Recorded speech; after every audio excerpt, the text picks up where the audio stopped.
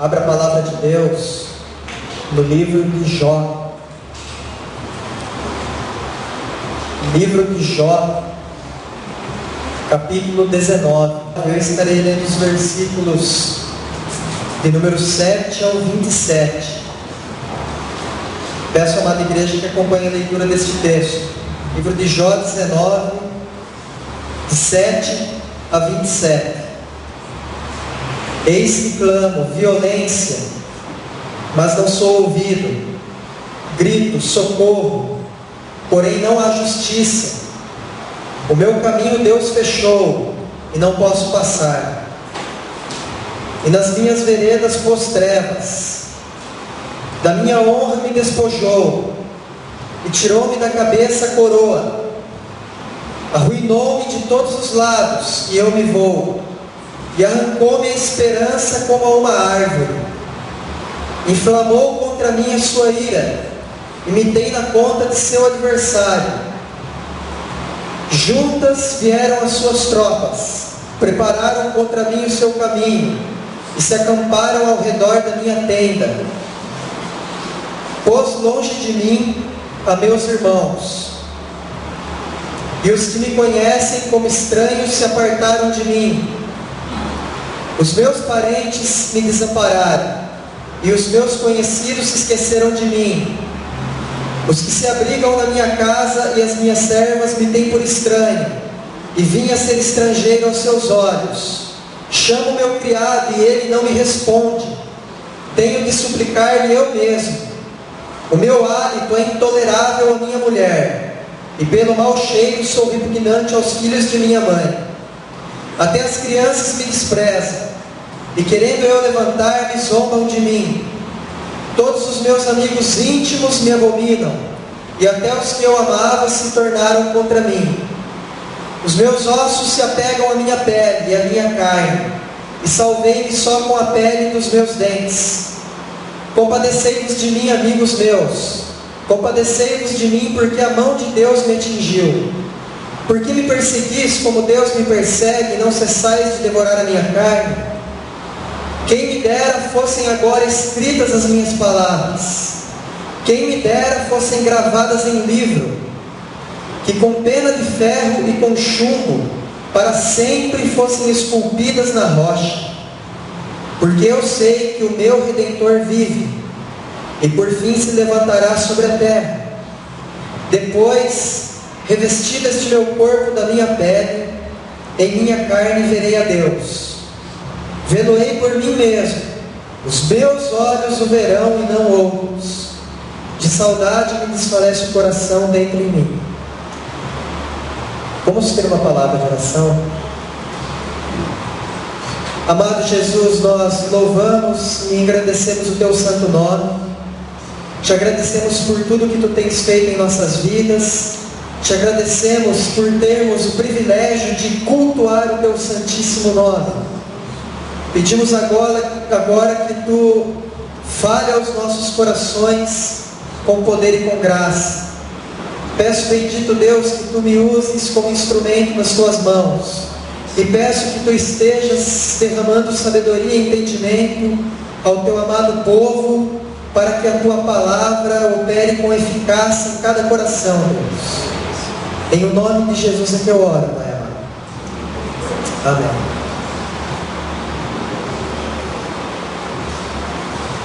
Eis que estou convosco todos os dias, até a consumação do século.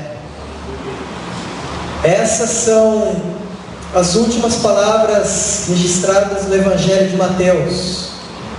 São as últimas palavras de Cristo registradas naquele livro. Cristo diz isso aos seus discípulos. E eu acredito que esta promessa não é apenas aos discípulos daquela época. Eu tenho plena convicção de que esta promessa, da presença dEle todos os dias, serve para cada discípulo em cada era, inclusive nós hoje. Ele estará conosco todos os dias, para todo sempre. Essa presença, ela se faz por meio do Espírito Santo. O próprio Jesus Cristo, ele nos diz em João 14,16, que Ele rogaria ao Pai, e o Pai enviaria outro Consolador, para que estivesse conosco para sempre, para todo sempre. Nós, verdadeiros filhos e filhas de Deus, temos a garantia da presença do nosso Senhor conosco para todo sempre.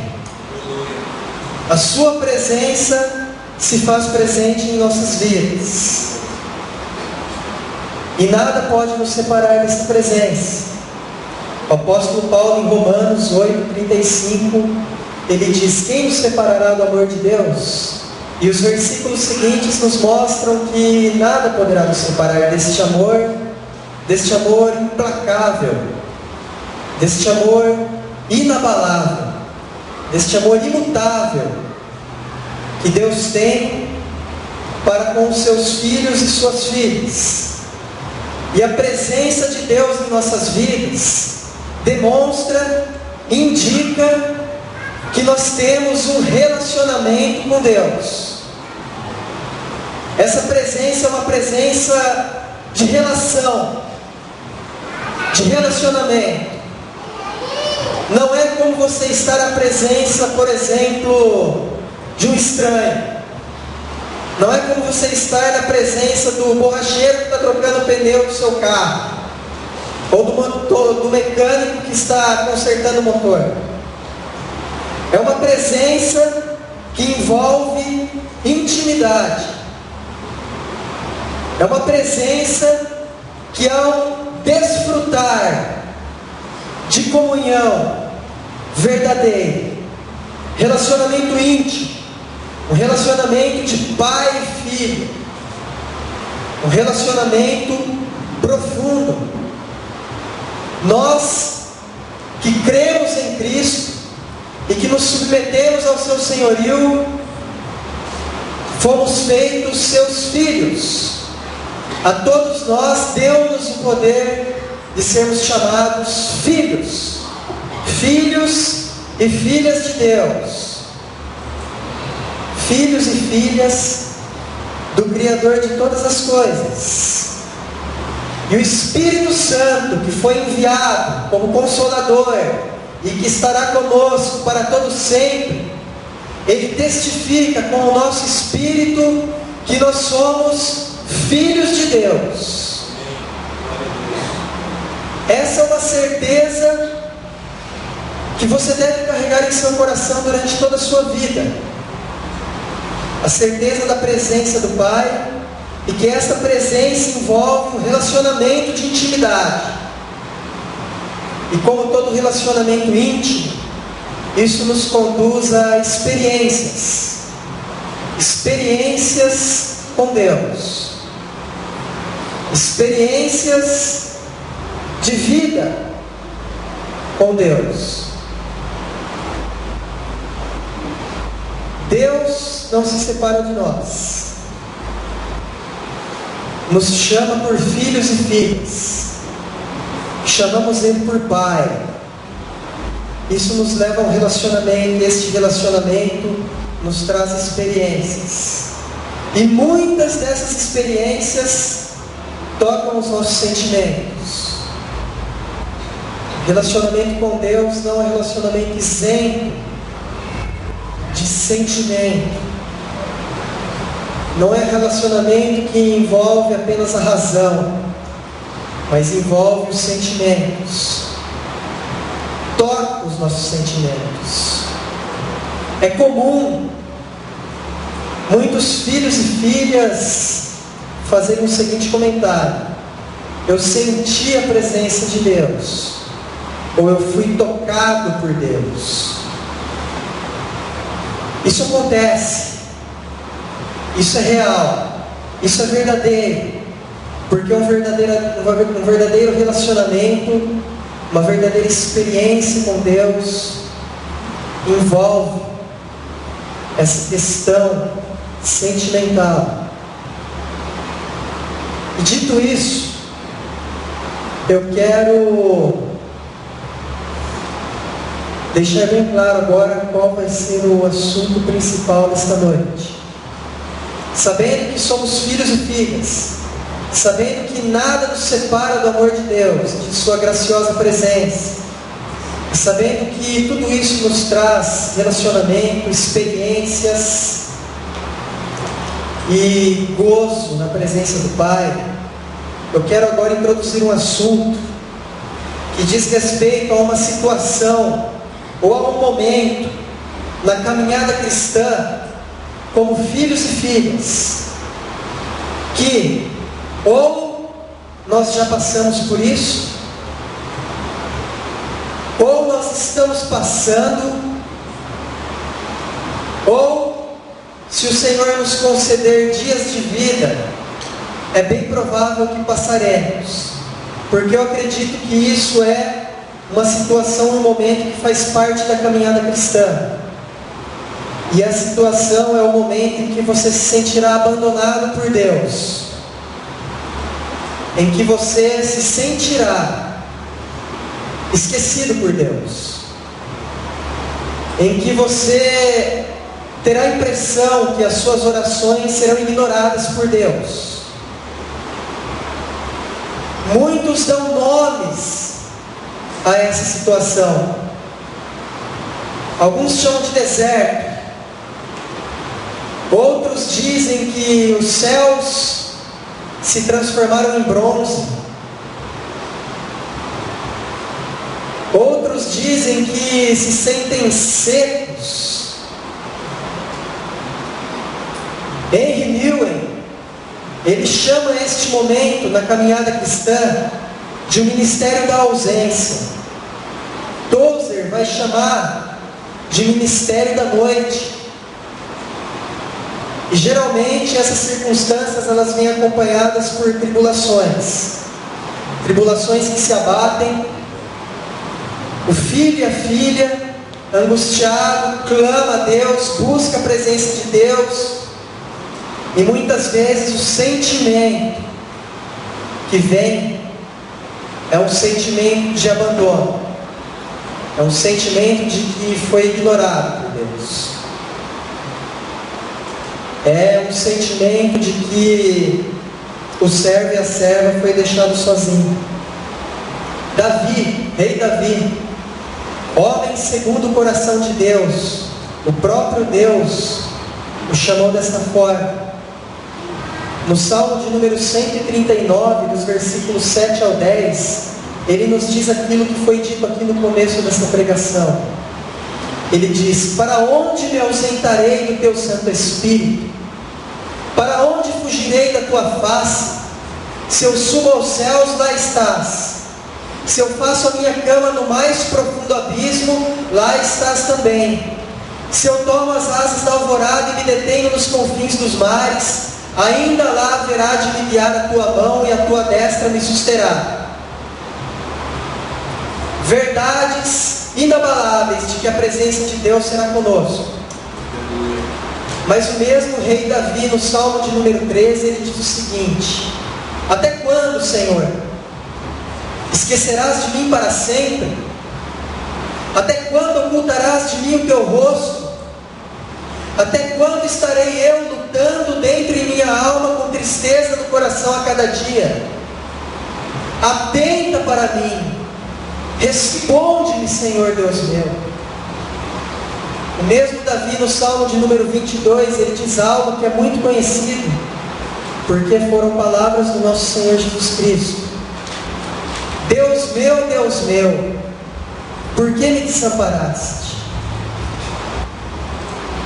Por que o meu lamento está longe da sua salvação? Clamo de dia e não me respondes, de noite e me vejo aflito. Sentimento de abandono, sentimento de que foi esquecido.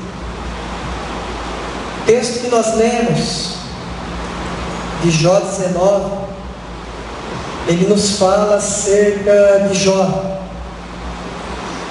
um homem que foi levado ao extremo das aflições. E que em meio à sua aflição, percebe-se que ele sentiu-se completamente desamparado por Deus. Mas o que aconteceu com Jó? Para trazer a memória aos amados, eu vou dar um breve resumo. Jó, em sua época, era o maior entre todos os homens, maior em riquezas, maior em proeminência, em honra, em sabedoria, e maior em justiça diante de Deus. Íntegro diante de Deus, ao ponto de Deus declarar isso diante de anjos. E Satanás, que ouve este elogio de Deus a Jó, diz: bom Deus, Jó apenas é o que é porque tu o cercas com a tua proteção, porque tu concede a ele todas as coisas. E Deus diz: então, faça aquilo que bem entender com este homem.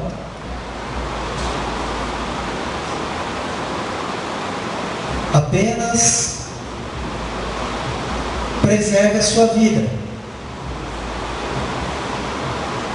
E da noite para o dia, de um momento a outro, tudo que Jó tinha, todos os seus bens, desapareceram, foram tomados, perdeu tudo, perdeu todos os seus filhos, todos eles, cada um deles, na casa do primogênito, foram mortos. Perdeu a sua saúde.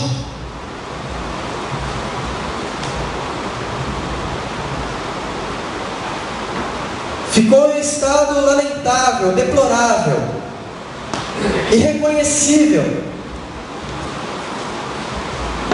Apenas não perdeu o seu fôlego de vida e a sua esposa, que sugere a ele que amaldiçoe a Deus e morra. Perdeu tudo, perdeu honra, perdeu respeito, de certa forma perdeu esperança na vida, perdeu tudo. E em 37 capítulos, Deus não diz absolutamente nada.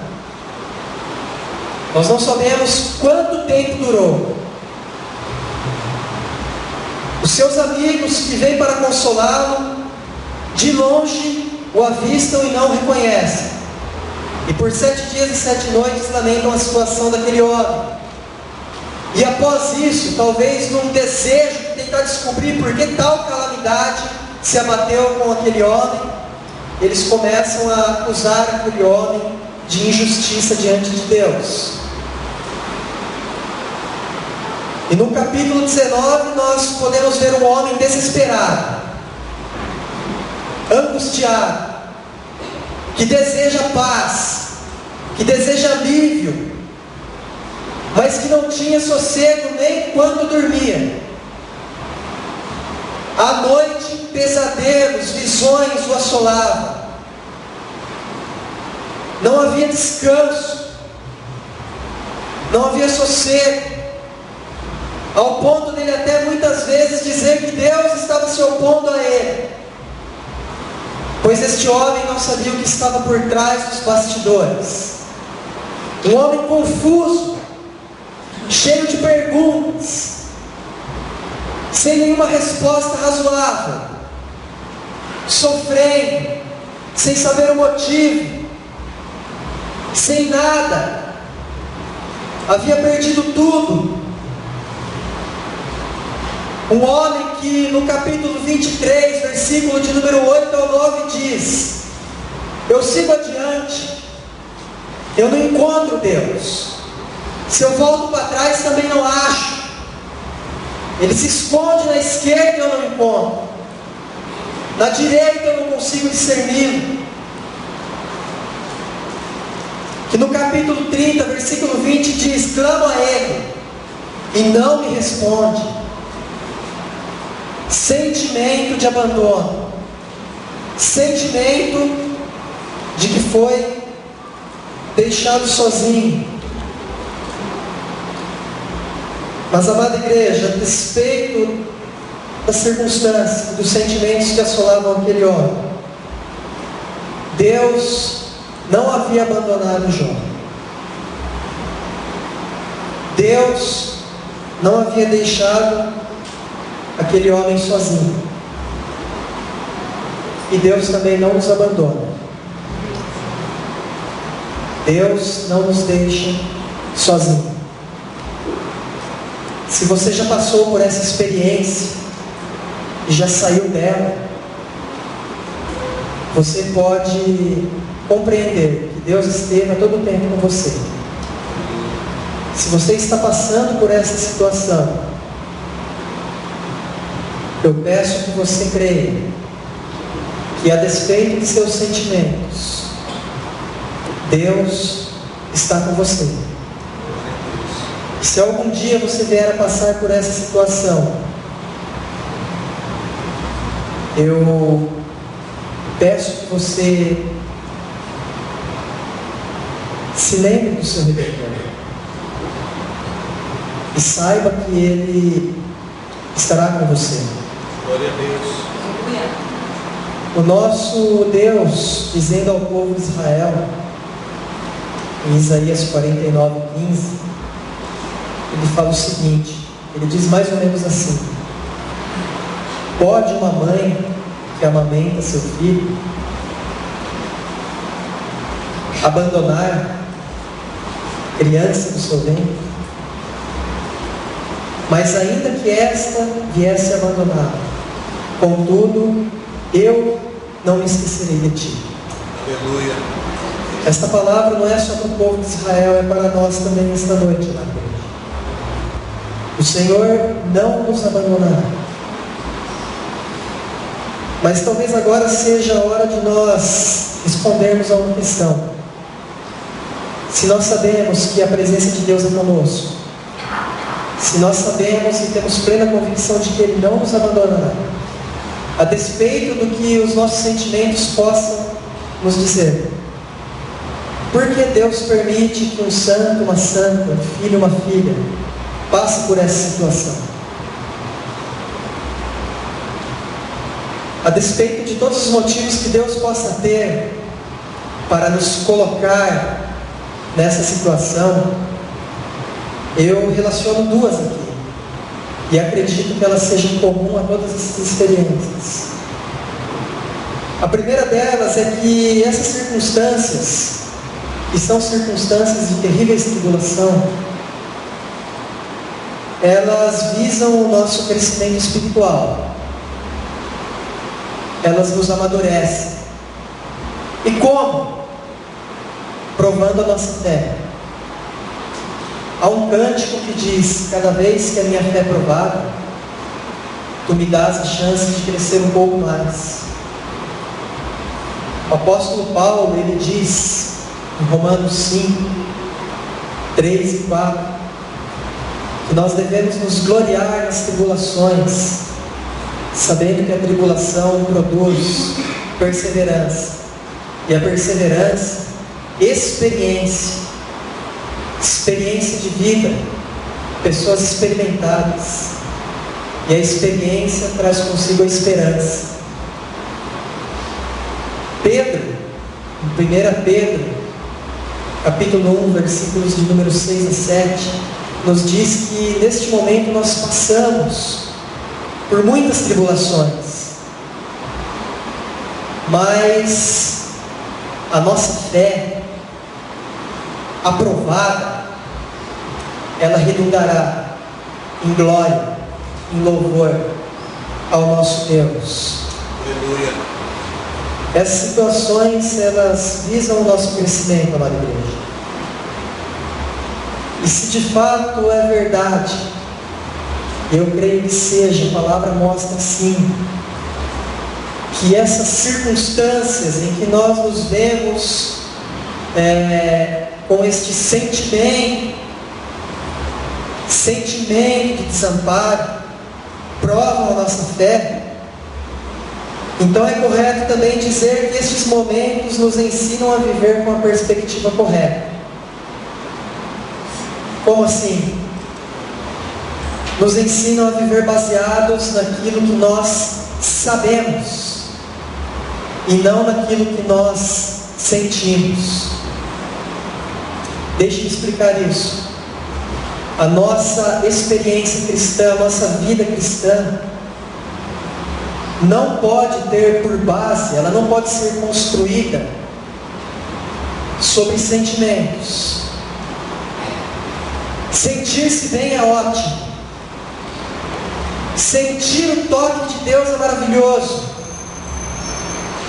Mas a nossa fé, a fé cristã, a vida cristã, não pode estar construída sobre sentimentos.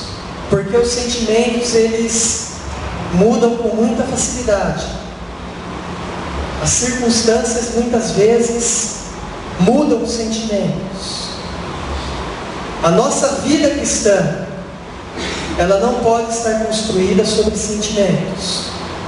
Ela deve estar construída sobre algo mais sólido, sobre algo que não muda, sobre algo absoluto.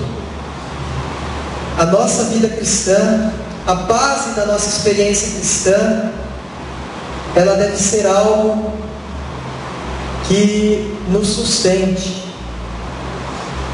Por isso, talvez o pastor David Wilkerson tenha dito: não julgue a sua circunstância, a sua vida espiritual pelas circunstâncias e pelos sentimentos.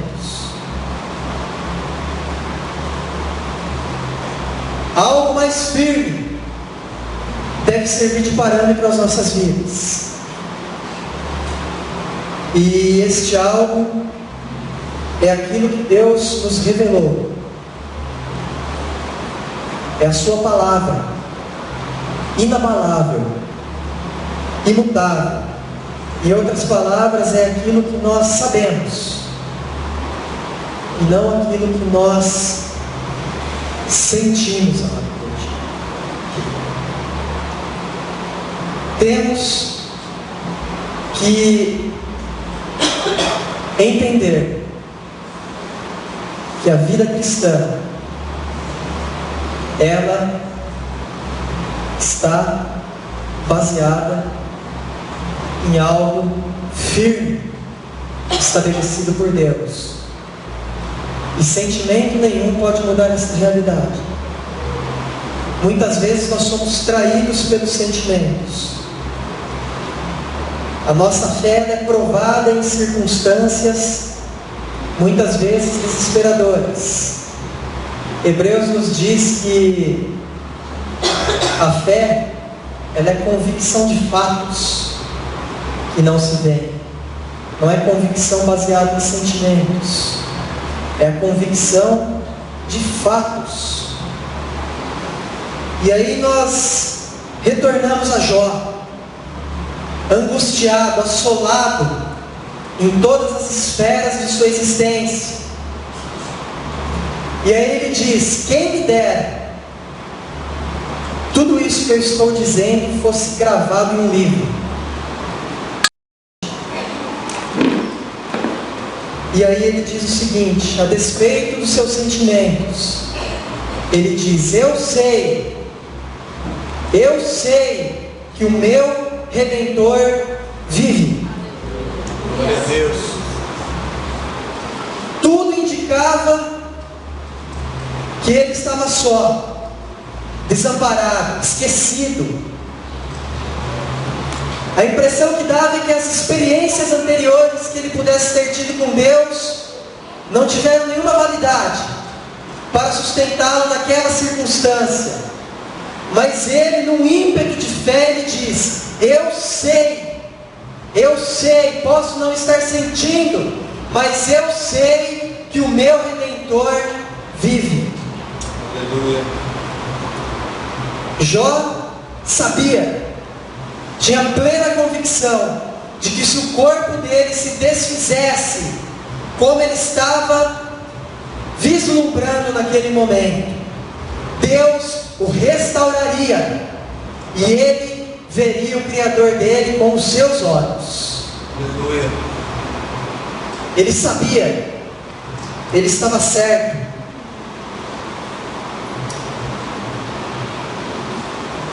Nós temos que ter essas convicções. O apóstolo Paulo, encarcerado, prestes a ser executado, ele diz: eu sei em quem tenho crido, e eu sei, estou certo de que Ele é poderoso para guardar o meu tesouro até aquele dia. Posso não sentir em algumas circunstâncias, mas eu sei, e isso me sustenta.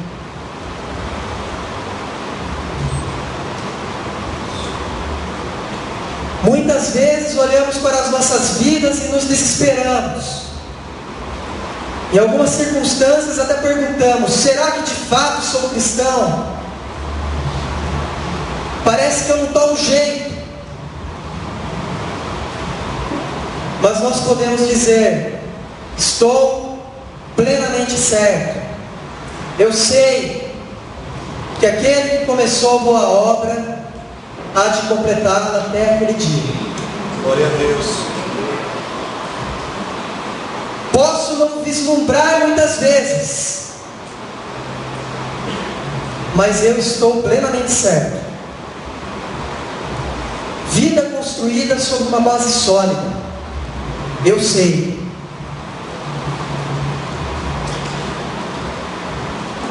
Sabemos, amada igreja, que aquele que ressuscitou a Cristo nos ressuscitará com Jesus. Aleluia. Muitas vezes não conseguimos vislumbrar essa realidade e em meio às aflições podemos até perguntar: será? Mas nós sabemos, mesmo que nós venhamos a algum momento a não sentir, nós sabemos que o poder da ressurreição opera em nós. Glória a Deus. Sabemos porque nos foi dito, e nós cremos desta forma. Sabemos que se este tabernáculo, o nosso corpo, se desfizer, temos uma morada não feita por mãos de homens, eterna nos céus. Mas será? Às vezes eu não sinto que é assim, mas nós sabemos. E Paulo diz: sabemos. Nós sabemos.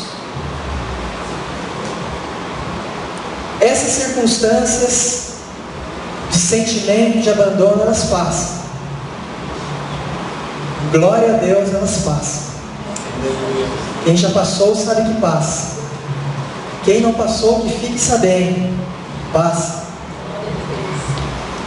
E no 38º capítulo de Jó, Deus se manifesta aquele homem. Jó tinha tantas perguntas, tinha até dito: como eu gostaria de ter uma conversa com o meu Criador. E aí Deus se manifesta. Eu acredito que mais uma vez os sentimentos de Jó foram tocados. E o engraçado é que Deus não se preocupa em trazer uma resposta a Jó. Deus apenas diz: olha, eu sou soberano. Resumindo tudo que Deus fala: eu sou soberano e você não entende muita coisa, Jó. Mas a impressão que eu tenho é que para Jó isso foi o suficiente. Isso foi o suficiente. E aquele homem cresceu mais um pouco no conhecimento de quem era Deus. E assim nós crescemos também, amada igreja, tendo a convicção de que Ele não nos abandonará, não nos deixará, e vislumbrando o socorro, a salvação, a graça da sua misericórdia, e sendo tocados quando menos nós esperarmos. Toque de Deus. Toque de Deus que agora nós sabemos que apenas faz parte da experiência cristã, mas que na realidade o que nos sustenta é o que nós sabemos. É o que nós sabemos. E eu encerro esta palavra citando Romanos 8:28. Nós sabemos que todas as coisas cooperam para o bem daqueles que amam a Deus, daqueles que são chamados segundo o seu propósito. Mas eu não sei, eu não percebo isso, mas nós sabemos. Eu não sinto que é assim, mas nós sabemos. E isso nos sustentará, igreja. Glória a Deus. Pois esta é a base ao qual nós estamos sendo edificados. Amém? Deus abençoe a amada igreja que nunca será desamparada pelo seu Senhor. Glória a Em nome de Jesus Cristo. Então vamos levantar as nossas mãos. Que a graça e a paz do nosso Senhor Jesus Cristo, o amor do Pai e a comunhão do Espírito Santo permaneçam conosco. Amém e aleluia. Abraça quem está ao seu lado. Desejo uma semana abençoada em nome de Jesus. Amém.